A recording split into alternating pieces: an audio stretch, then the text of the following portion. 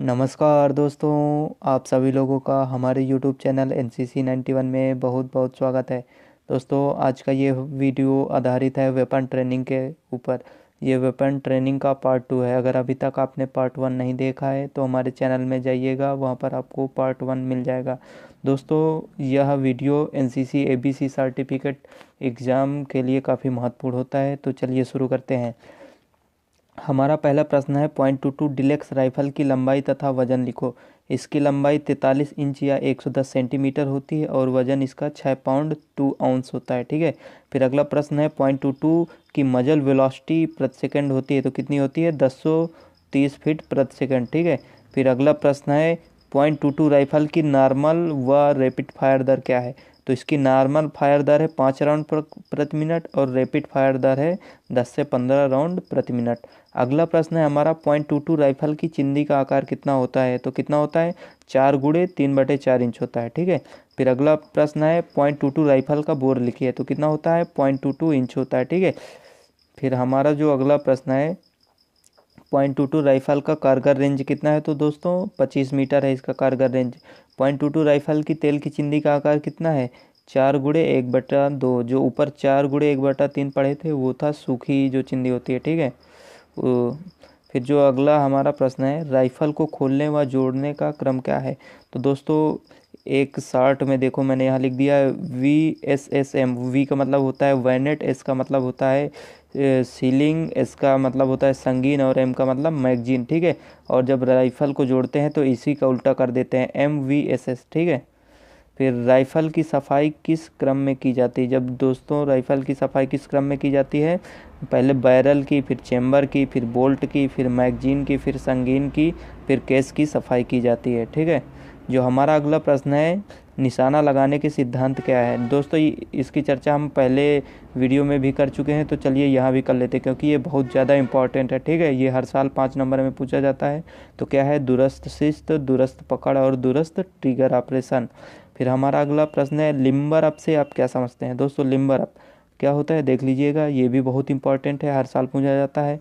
एक round fire करने से पहले रग पट्टों, आँख और दिमाग के कार्यों में तालमेल हो जाने की हरकत को क्या कहते हैं? लिम्बर अप कहते हैं। ठीक है। राइफल से फायर कितने पोजीशन से कर सकते हैं? दोस्तों 4 प्रकार से कर सकते हैं। कैसे कर सकते हैं? लेट कर, बैठ कर, घुटने के बल बैठ कर, या तो खड़े होकर के। ठीक है। NCC कैडेट को कितने प्रकार की फायरिंग कराई जाती है? दोस्तों ये भी इंपॉर्टेंट है। ठीक है। 5 नंबर में सीधा आ जाता है। नंबर 1 है ग्रुप फायर, नंबर 2 है एप्लीकेशन फायर, नंबर 3 है स्नैप शूट, नंबर 4 है एडवांस शूट। फिर हमारा अगला प्रश्न है, एडवांस शूट में कैडेट को कितनी दूरी से और कौन कौन सी पोजीशन से फायरिंग करवाई जाती है? पहला है 25 गज से लेट कर, दूसरा है घुटने के बल बैठकर और तीसरा है खड़े होकर। ठीक है। ये 3 प्रकार की फायरिंग है जो स्नैप शूट में करवाई जाती हैं। फिर हमारा अगला प्रश्न है, फायरिंग रेंज पर सुरक्षा के लिए किए गए उपाय लिखिए। दोस्तों ये काफ़ी इंपॉर्टेंट है। ठीक है। एक लड़के ने कमेंट किया था कि सुरक्षा के उपाय क्या क्या हैं, तो ये ध्यान रखिएगा। ठीक है। पहला जो उपाय है, पुलिस को सूचित कर देना है फायरिंग से पहले। ठीक है। लाल झंडा लगाना है फायरिंग रेंज पर। हथियारों का निरीक्षण करना है फायरिंग से पहले। ठीक है। फिर अगला है, एमुनिशन बट से 100 गज दूरी पर हो। ठीक है। जहाँ पर हम मान के चले यहाँ फायरिंग कर रहे हैं तो हमारा एमुनिशन उसकी 100 गज दूरी पर होगा। ठीक है। फिर लाल कुर्ती पहनकर संतरी लगाना है। तो ठीक है, ये जो हो गए सुरक्षा है। ठीक है, फायरिंग के। तो अगर आपको पता है तो आप अपने आप से भी 1-2 जोड़ कर लिख सकते हैं, इसमें चल जाएगा वो भी। ठीक है। SLR के 5 मुख्य भाग लिखिए। दोस्तों वेरी इंपॉर्टेंट है। ठीक है। Barrel, pistol group, carrying handle, trigger guard, magazine. अगर और भी आपको पता है तो वो भी लिख सकते हैं अपने हिसाब से इसमें भी। फिर अगला हमारा प्रश्न है, एडवांस शूटिंग किस टारगेट से कराई जाती है? तो एडवांस शूटिंग कहाँ से? NARI टारगेट से करवाई जाती है। ठीक है। फिर अगला प्रश्न है, इंसास 56 राइफल के 5 मुख्य भागों के नाम लिखिए। तो इसके 5 मुख्य भाग कौन से हैं दोस्तों? बॉडी, हाउसिंग, फिर अगला है बैरल, तीसरा है बट, चौथा है पिस्टन ग्रुप व मैगजीन। ठीक है। फिर हमारा अगला प्रश्न है, LMG कितने भागों में तथा किस क्रम में खोली जाती है? तो LMG पहला पिस्टन ग्रुप, फिर बैरल में, फिर बट ग्रुप, फिर बॉडी ग्रुप में, फिर वाइपार्ट ग्रुप में खोली जाती है। ठीक है। इसको शॉर्ट में PBBV ऐसे भी लिख सकते हैं, मतलब कि याद करने के लिए। ठीक है। लिखना है तो ऐसे ही लिखेंगे पॉइंट वाइज। ठीक है। P से हो गया पिस्टल ग्रुप, B से हो गया बैरल ग्रुप, फिर अगला बी से हो गया बड ग्रुप, फिर अगला बी से हो गया बॉडी ग्रुप, फिर वी से हो गया वाइपार्ड ग्रुप। ठीक है, तो इस प्रकार याद कर सकते हैं आसानी से। फिर हमारा जो अगला महत्वपूर्ण प्रश्न है, एलएमजी का 500 गज व 1000 गज पर वीटन जोन क्या है। ठीक है, तो 500 गज पर इसका वीटन जोन है 175 गुणे 2 गज, और 1000 गज पर है 11 गुणे 4 गज इसका वीटन जोन है। ठीक है, फिर एमपीआई का पूरा नाम क्या है दोस्तों, जब फुल फॉर्म वाला वीडियो आपने देखा होगा तो वहाँ पर भी बताया था। ठीक है ना, इसका मेन पॉइंट ऑफ इम्पैक्ट होता है। राइफल की पहचान कैसे की जाती है, तो किसी भी राइफल की पहचान 3 चीज़ों के आधार पर की जाती है, और ये आपको पता होना चाहिए। पहला तो उसका रंग देखकर, फिर उसका नंबर देखकर, और फिर उसका मेक सेक देख करके। ठीक है, फिर अगला हमारा प्रश्न है फौरी इलाज। ठीक है, इमीडिएट एक्शन क्या होता है दोस्तों, ये वेरी इंपॉर्टेंट है, सीधा 5 नंबर में पूछ लेता है। ठीक है, फौरी इलाज से तात्पर्य है हथियार से फायर करते समय अचानक फायर रुक जाने पर या कोई रुकावट हो जाने पर, तो उसको दूर करने के लिए जो कार्यवाही की जाती है वो फौरी इलाज कहलाता है। ठीक है, पास की लड़ाई के हथियार लिखो दोस्तों, ये भी इम्पॉर्टेंट। ठीक है, कमेंट में एक लड़के ने पूछा था। ठीक है, पास की लड़ाई के हथियार क्या है, तो जान लीजिए, स्टेन गन, पिस्टल, संगीन, ग्रेनेड। तो ये क्या है, पास की लड़ाई के हथियार। ठीक है, फिर हमारा अगला प्रश्न है स्टेन ले जाने के कौन कौन से तरीके हैं। ठीक है, स्टेन गन ले जाने के, ट्रेल आर्मर्स, स्लिग आर्म्स और गारलैंड पोजीशन, इन 3 विधियों से स्टेन गन को ले जा सकते हैं। ठीक है, ले जाने की विधियां हैं। फिर निम्न हथियारों में आमतौर पर कितनी गोलियां भरी जाती है दोस्तों, ये मोस्ट इंपॉर्टेंट है। ठीक है, इनमें से एक ना एक जरूर आ जाएगा फिल इन द ब्लैंक्स में, या किसी भी प्रकार से 2 नंबर में पूछ सकता है अलग से। ठीक है, स्टेन गन में कितना, ये मॉडिफाई मैगजीन में 18 राउंड भरे जाते हैं, एसएलआर में 20 राउंड भरे जाते हैं, एलएमजी में 28 राउंड भरे जाते हैं। ठीक है, अधिकतम 30 भर सकते हैं, पर साधारण तौर पे 28 ही भरे जाते हैं। ठीक है, सुरक्षा की दृष्टि से। इंसास में 20 राउंड भरे जाते हैं। ठीक है, फिर निम्न हथियारों के कारगर रेंज लिखिए दोस्तों, ये भी बहुत इंपॉर्टेंट है। ठीक है, इनमें से एक क्वेश्चन पक्का फंस सकता है। स्टेन गन की 30 गज होती कारगर रेंज, एसएलआर का 300 गज, एलएमजी का 500 गज, और इंसास का 400 गज, .22 डिलक्स का 25 गज होता है। ठीक है, कारगर रेंज। निम्न हथियारों की मजल वेलोसिटी लिखिए दोस्तों, ये भी इंपॉर्टेंट है। ठीक है, इसमें से एक प्रश्न जरूर पूछा जाएगा। ठीक है, स्टेन गन की होती है 1200 फुट प्रति सेकंड मजल वेलोसिटी, एलएमजी की होती है 2700 फुट प्रति सेकंड, और एसएलआर की भी होती है 2700 फुट प्रति सेकंड या 885 मीटर प्रति सेकंड। ठीक है, इंसास की भी 900 मीटर प्रति सेकंड। ये क्या है, मजल की वेलोसिटी। मजल यानी कि जो गोली है उसकी रफ्तार होती है। ठीक है, फिर बिना हथियारों के कुतर लिखो दोस्तों, किसी भी हथियार का कुतर वो होता है जो उसका कैलिबर है, उसी कुतर बोलते हैं। ठीक है, स्टेन का होता है 9 mm, एसएलआर का होता है 7.62 mm। ठीक है, एलएमजी का होता है 7.62 mm। एसएलआर और एलएमजी का बराबर ही होता है। ठीक है, इंसास का 5.6 mm होता है।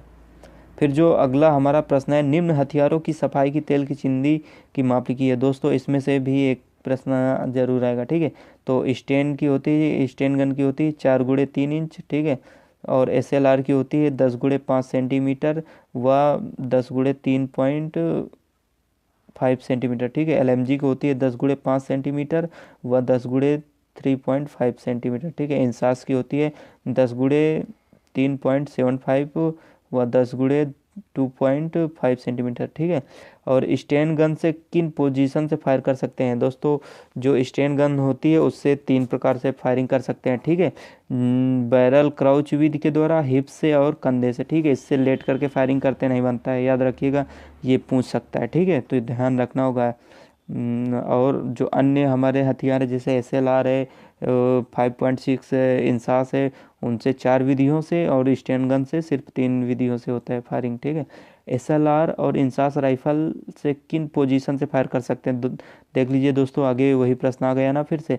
तो इनसे 4 प्रकार से फायरिंग होती है, लेट कर, बैठ कर, खड़े होकर और घुटने के बल बैठ कर। ठीक है, रेंज ड्रिल क्यों आवश्यक है दोस्तों, रेंज ड्रिल क्यों आवश्यक है। ठीक है, फायरिंग में सुगमता लाने के लिए रेंज ड्रिल करवाई जाती है, और किस लिए करवाया जाता है, सेफ्टी तथा अनुशासन रखने के लिए रेंज ड्रिल आवश्यक है, आपको पता होना चाहिए।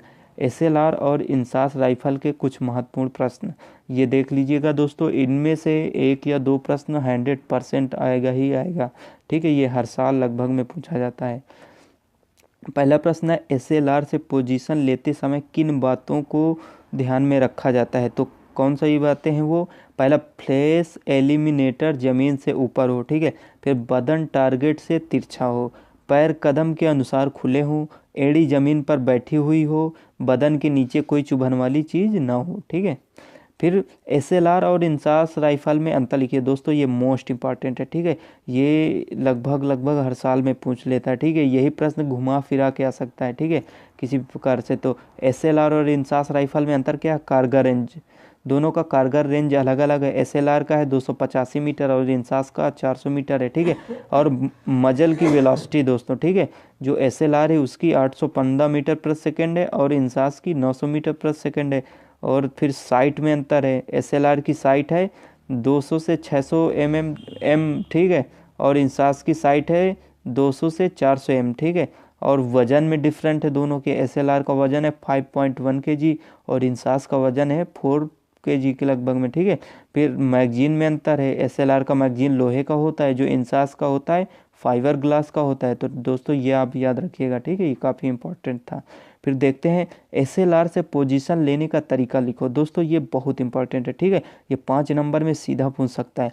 तो पोजीशन लेने का क्या तरीका है? सबसे पहले टारगेट को ध्यान में रखते हुए खड़े हो जाएं, पैर को थोड़ा आगे और बाएं ले जाएं और साथ ही राइफल को दाएं हाथ से इस प्रकार उछालें कि बैरल करीब 45 अंश के एंगल पर हो और बाएं हाथ से हैंड गार्ड को पकड़े। इसके बाद दाहिने हाथ से जमीन का सहारा लेते हुए लेट जाएं, ठीक है।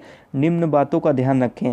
फ्लैश एलिमेटर जमीन से ऊपर होना चाहिए, बदन टारगेट से तिरछा होना चाहिए, पैर कदम के अनुसार खुले हों, ठीक है। जब एड़ी जमीन पर, एड़ियाँ जो है जमीन पर सही तरीके से बैठी हों, ठीक है। फिर बदन के नीचे कोई चुभन वाली चीज़ ना होनी चाहिए, ठीक है। फिर एसएलआर में भर के हुक्म में क्या कार्रवाई करेंगे दोस्तों? तो पता होना चाहिए, ठीक है। ये आ सकता है 5 नंबर में। भर के हुक्म पर चेंज लीवर एस पर कसें, मैगजीन किंच दबाते हुए खाली मैगजीन को उतारें और पोप में रखें, ठीक है। फिर फिर क्या करें? जो पोंछ है, ये दोस्तों पोंछ है, ठीक है, पोंछ से भरी मैगजीन चेक करते हुए लगाएं, ठीक है। यकीन करें कि मैगजीन ठीक से बैठ गया है। पोंछ के बटन बंद करें और बाएं हाथ का अगला हिस्सा ट्रिगर गार्ड पर रखें। दोस्तों एक बार इसको फिर से रिपीट कर रहा हूँ क्योंकि ये इंपॉर्टेंट है, ठीक है। भर के हुक्म पर चेंज लीवर एस पर कसें, मैगजीन केज दबाते हुए खाली मैगजीन को उतारें और जो उतारें उसे पोंछ में रखें। पोंछ से भरी मैगजीन चेक करते हुए लगाएं। यकीन करें कि मैगजीन ठीक से बैठ गया है। पोंछ के बटन बंद करें और बाएं हाथ का अगला हिस्सा ट्रिगर गार्ड पर रखें, ठीक है।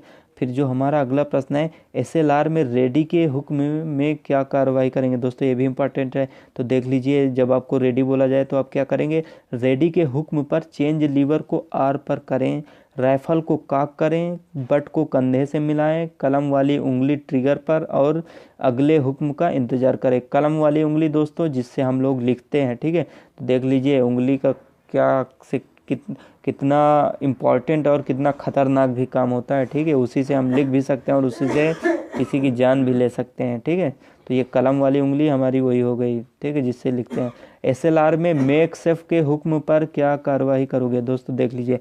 मेक सेफ के हुक्म पर कलमे वाली उंगली ट्रिगर से अलग करें, चेंज लीवर एस पर कसें, पोच की बटन खोलें, भारी मैगजीन को उतारें और पोच में रखें, ठीक है।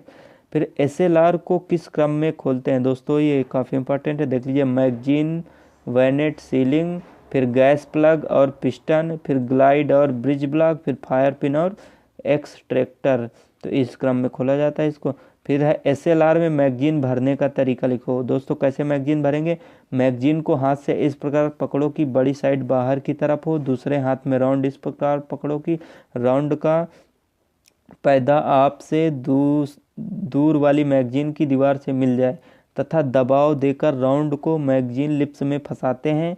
इस प्रकार मैगजीन में 20 राउंड भरो और रेतीले इलाके में 15 राउंड भरना चाहिए। तो दोस्तों याद रखिएगा, ऐसे 20 राउंड भरेंगे, जब रेतीले इलाके में होंगे तो वहाँ 15 राउंड भरा जाता है। दोस्तों आप इसको 10 बार या 20 बार पढ़िएगा, इसको आप रट्टा मार लीजिएगा, ठीक है, क्योंकि ये इम्पोर्टेंट है, ठीक है। SLR पर साइट किस प्रकार लगाई जाती है। तो साइट कैसे लगाई जाती है। साइट लगाने के लिए कैच को दबाते हुए स्लाइड को इतनी हरकत दो कि इच्छित रेखा वाला नंबर स्लाइड के पिछले भाग में दिखे। साइट कम करने के लिए स्लाइड को इतने पीछे खींचो कि लीक बैट पर वांछित रेंज का नंबर आ जाए। ठीक है, तो इस प्रकार साइट लगाई जाती है। फिर अगला प्रश्न है हमारा, SLR से फायरिंग करने के लिए पोजीशन के हुक्म में क्या कार्रवाई करेंगे। ठीक है, मान के चलिए आप रेंज ड्रिल में है, आपसे कोई कहे कि फायरिंग मतलब कि पोजीशन लो, फायरिंग से पहले बोलेगा पोजीशन लो, तो आप क्या कार्रवाई करोगे। फ्लैश एलिमिनेटर ज़मीन के ऊपर हो। ठीक है, बदन टारगेट से तिरछा हो, पोजीशन लेने का तरीका है ये। ठीक है, पैर कद के अनुसार खुले हों, एड़ी ज़मीन पर बैठी हो, बदन के नीचे कोई चुभन वाली चीज़ ना हो। ठीक है दोस्तों, फिर राइफल को कब भरी हुई और कब रेडी और कब खाली माना जाता है। ठीक है, राइफल को कब भरी हुई माना जाता है, जब राइफल भरी हुई मैगजीन चढ़ी हो। ठीक है, और चेंज लीवर एस पर हो तो राइफल भरी हुई मानी जाती है। ठीक है, जब राइफल भरी हुई मैगजीन चढ़ी हो और चेंज लीवर एस पर हो तो राइफल भरी हुई मानी जाती है। और राइफल को रेडी कब माना जाता है, जब राइफल काफ हो और चेम्बर के अंदर जिंदा राउंड हो और चेंज लीवर आर पर हो तो राइफल रेडी मानी जाती है। ठीक है, और राइफल खाली कब मानी जाती है, जब राइफल पर खाली मैगजीन होती है और चेम्बर में राउंड नहीं होता है और चेंज लीवर एस पर हो तो राइफल खाली मानी जाती है। ठीक है, फिर जो अगला प्रश्न है, इंसास 56 राइफल खोलने का क्रम क्या है, ये भी इम्पोर्टेंट है। ठीक है, देख लीजिए, पहले मैगजीन खोलेंगे, फिर असेंबली कवर खोलेंगे, फिर रिक्वायल स्प्रिंग खोलेंगे, फिर पिस्टन एक्सटेंशन खोलेंगे, फिर व्रीच ब्लॉक खोलेंगे, फिर फायरिंग पिन, फिर गैस प्लग, फिर हैंड गार्ड, फिर मैगजीन। ठीक है, और जब जोड़ेंगे तो इसी के उल्टे क्रम में जोड़ेंगे। ठीक है, इंसास में साइट अलाइनमेंट तथा साइट पिक्चर से आप क्या समझते हैं दोस्तों, इसकी चर्चा वीडियो नंबर 1 में किए थे। तो चलिए इसकी चर्चा दोबारा यहाँ फिर से कर रहे हैं। ठीक है, क्योंकि ये काफ़ी इम्पोर्टेंट है, ये भी हर साल दोस्तों पूछा जाता है। ठीक है, इनसे कोई बाहर से क्वेश्चन नहीं आएगा, जो मैंने बताया है सारे प्रश्न इन्हीं 2 वीडियो में से आएंगे। ठीक है, तो हाँ, हो सकता है कि इनका पूछने का तरीका अलग हो सकता है, तो इसलिए आप इनको ज़्यादा से ज़्यादा पढ़िएगा ध्यान से। ठीक है, साइट अलाइनमेंट, फायरर की आंख आर्चर के मध्य में फोर साइड टिप को एक लाइन में मिलाने की कार्रवाई को साइट अलाइनमेंट कहते हैं। ठीक है, और साइट पिक्चर क्या होता है, फायरर की आंख, back side Archer, four side tip और पॉइंट ऑफ एम तक जो फर्जी लाइन बनती है उसे साइट पिक्चर कहते हैं।